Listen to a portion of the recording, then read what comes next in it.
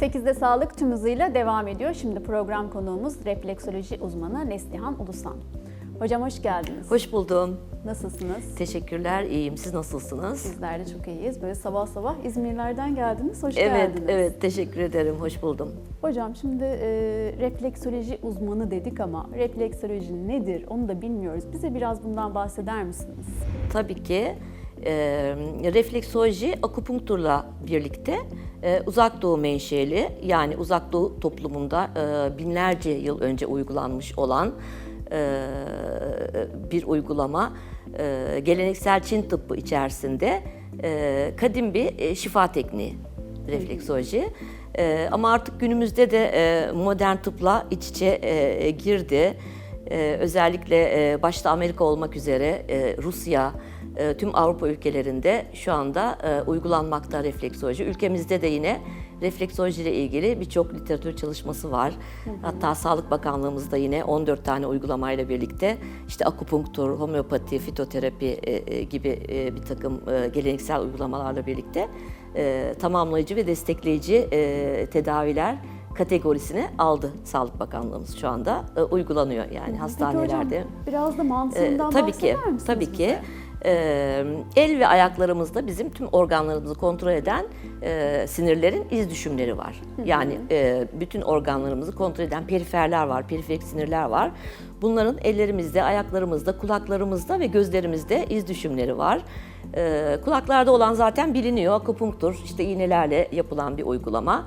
Gözlerde yapılana iridoloji deniyor veya augendiagnostik deniyor. Sadece teşhis amaçlı kullanılıyor. El ve ayaklara yapılana da refleksoloji deniyor. Elle sadece bası uygulayarak, yani çıplak elle bası uygulayarak orada nörokimyasal bir aktivite oluşturuluyor. Nöronlar harekete geçiyor ve beyine bilgi gidiyor. Beyin de o bilgiyi işleyip, değerlendirip, yorumlayıp tekrar ilgili organa geri gönderiyor. Yani temeli sinir sistemini kullanarak beyne uyarı göndermek suretiyle vücutta yeni hücre bağlantıları sağlamak ve vücutta bir iyileşme süreci başlatmaya dayanıyor.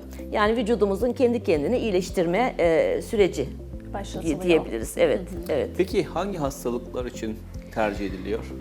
Refleksoloji genellikle aslında ağrıya yönelik, ağrı kökenli rahatsızlıklarda ve en çok ispatlanmış ve kanıtlanmış şeyi işte kan dolaşımı ve oksijen, yani kan akışı ve oksijeni temizlemek için vücudumuzda. Yani vücudumuzda bir temizleme sistemi gibi, toksin atma sistemi gibi, ama tabii nöral yolları da açtığı için nörolojik rahatsızlıklardan, psikolojik rahatsızlıklardan, nörolojik rahatsızlıklar mesela işte MS gibi, myasthenia gravis gibi, Friedreich ataksi gibi veya Alzheimer gibi birçok nörolojik hastalıklarda çok etkili bir yöntem. Çok güzel sonuçlar alıyoruz. Psikolojik rahatsızlıklarda mesela depresyon, panik atak gibi veya işte OKB, obsesyon gibi rahatsızlıklarda özellikle serotonin ve GABA'yı düzenleme anlamında çok etkili sonuçlar alıyoruz. Otoimmün hastalıklarda çok güzel sonuçlar alıyoruz. Veya otonom sistem hastalıklarında çok güzel sonuçlar alıyoruz. İşte bağırsak yoluna dayanan, mide ile ilgili, mide bağırsakla ilgili veya mesane ile ilgili hastalıklarda çok güzel sonuçlar alıyoruz. Kesin mesela sonuç aldığımız bağırsaklarda mesela %99'a varan sonuç alıyoruz refleksoloji uygulamasıyla. Tabii biz bunu sinir sistemi kuramına göre çalıştığımız için sempatik ve parasempatik uyarı vererek iç organlarımız, biliyorsunuz hocam siz de düz kas olduğu için parasempatik sistemle uyarılıyor. Tüm iç organlarımızı uyarmak suretiyle vücudun da işleyişi, yani bizim zaten bedenimiz kendi kendine onarma kabiliyeti olan bir yeteneğe sahip, yani kendi kendine onarma kabiliyetine sahip. İç organlarımızı uyardığımız zaman zaten vücudumuz kendi kendini onararak farklı bir şeye, yani destek tedaviye veya herhangi bir şeye ihtiyaç olmadan, tabii hastalanmadan önce, yani bu zaten bir destek tedavi ve bir tedavi, tamamlayıcı tedavi, koruma tıbbı adı altında yapılan bir tedavi. İnsanlar bu tekniği öğrenip evde kendi kendilerini yapabiliyorlar mı? Yoksa bir uzman desteği alması gerekiyor mu? Tamam, çok güzel soru. Şimdi hastalık nedir? Aslında hastalık bizim bünyemizin doğal bir tepkidir. Yani vücudumuzun vermiş olduğu doğal bir tepkidir hastalık. mutlaka olması gerekiyor. Yani bedenimizin herhangi bir tarafında bir şey varsa, mesela neden kaynaklanıyor hastalıklar? İşte daha çok demeyeyim, en çok enflamasyon, oksidasyon veya glikasyon kaynaklı oluyor. Peki bunların tedavisi neyle oluyor, nasıl oluyor? O da çok önemli. Yani antioksidanların orkestra şefi dediğimiz glutatyonla oluyor. İşte biz refleksolojiyle bütün o toksinleri, yani asidozu vücuttan uzaklaştırarak bütün hastalıklarda tabii tedavi ediyoruz. Yani tedavi derken destek tedavi, yani yanlış anlamayın. Ben tedavi derken hep tıbbi tedavi kesinlikle zaten şey yapmıyoruz mutlaka, yani onun çok çok güzel sonuçları var. Özellikle acil durumlarda, işte enflamasyon durumunda veya herhangi bir şeyde çok önemli, yani işte antibiyotik tedavisiyle ya da steroid tedavisiyle çok güzel sonuçlar alınıyor modern tıpta. Ama bu yani bir koruyucu tedavi gibi. Ama tabii hastalıklara da destek oluyor, yani koruyucu tedavinin yanında. Çünkü biz kendi kendimizi hastalandırıyoruz zaten. Yani işte yanlış ilaç kullanımıyla, bilinçsiz ilaç kullanımıyla veya bilinçsiz yapılan diyetlerle veya işte şimdi detokstur furyası var. İşte hangi otu hangi çöple karıştıracağız, ne yapacağız, ne içeceğiz furyası var. Yani biz kendi kendimizi hasta ediyoruz aslında. Bütün onları önlemek için refleksoloji bir bütüncül tedavi gibi ele almak lazım. Yani bütün hastalıklar nereden başlıyor? Önce asidozdan başlıyor, işte organların yanlış gidişinden başlıyor ve bağırsaklarımızdan kaynaklanıyor. Evet. Önce bağırsakları tedavi ediyoruz. Lenf sistemi çok önemli, dolaşım sistemi çok önemli. Bütün bunları hep birlikte bütün olarak yaptığımız zaman çok güzel sonuçlar alıyoruz. Gerçekten yani insanlar kendi kendilerine de yapabilirler. Ama mesela bazı durumlarda mutlaka uzman olması gerekiyor. Mesela indikasyonları var veya kontraindikasyonları var. İndikasyonları zaten biraz evvel saydığım hastalıklarda endike, ama mesela işte kalp bili olanlarda veya kanser hastalarında, şimdi Amerikan yayınlarında biz hep takip ediyoruz Amerikan yayınlarını, çünkü onlar bir tık daha önde bizden bu konuyla ilgili. Çok meraklılar değil mi bunlara? Evet, bir tık daha öndeler. Şey deniyor, işte kanser refleksoloji hücre yenileme özelliği olduğu için kanser hücresinde çoğaltabilir düşüncesiyle yapılmıyor, ama kanser hastalarında sadece ağrıya yönelik, ama yine de uzman kişi yapması gerekiyor. Kalbinde pil olanlar veya işte yüksek tansiyon hastaları, kalp hastalarına dikkatli yapılması gerekiyor. Ama hasta değilsen, yani şöyle yan etkisi olmayan şey, hasta olmayanlarda yan etkisi yok. Rahatsız değilsen gayet normalsin, sağlıklısın. Her eve bir refleksolog lazım. Herkes kendi kendine yapabilir. Yapabilirler. Evet.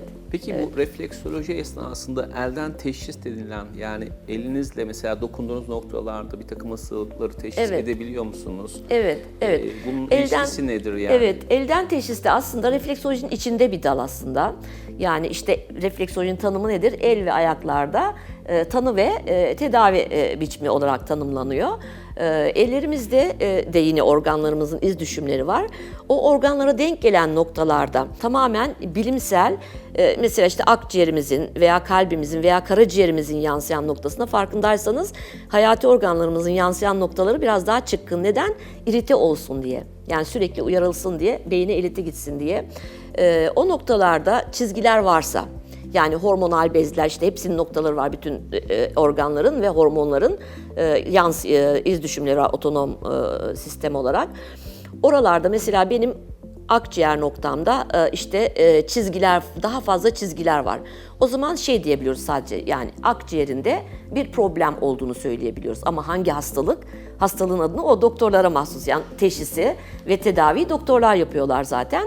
Ama biz sadece mesela orada akciğer noktasında bir problem var deyip uzmanlara yönlendiriyoruz ve belli bir tetkik yaptırmalarını öneriyoruz. Veya karaciğerinde, mesela diyorum ki karaciğerinde yağlanma var.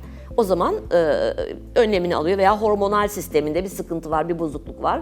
Mesela gidiyor bir bakıyor, gerçekten hipofiz bezi adenomu var. Yani o görülüyor, ama ne olduğunu tabii direkt isim olarak söyleyemiyoruz. Evet.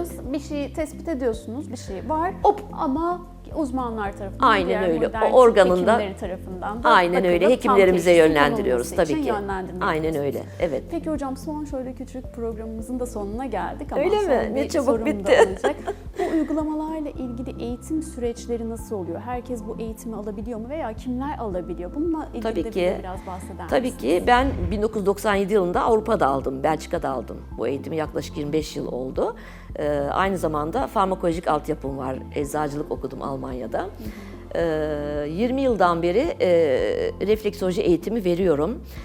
Tabii ki yani şimdi bu önceden işte örgün, akabinde uygulamalı workshop programlarıyla yapılan bir eğitim olmasına karşın pandemiyle birlikte online eğitimlere de biraz ağırlık verdik. Yani çok güzel bir ivme kazandı online eğitimlerde. Her kesimden herkes eğitim alabilir. Peki, çok teşekkür ederiz Rica hocam ederim. verdiğiniz bilgiler için. Ben çok teşekkür ederim. Beni kabul ettiğiniz için çok teşekkür Ne demek, ederim. yine bekleriz. İnşallah. Efendim, program konuğumuz refleksoloji uzmanı Neslihan Ulusan'dı. Kendisine verdiği bilgiler için tekrar çok teşekkür ediyoruz. 8'de Sağlık tüm hızıyla devam ediyor.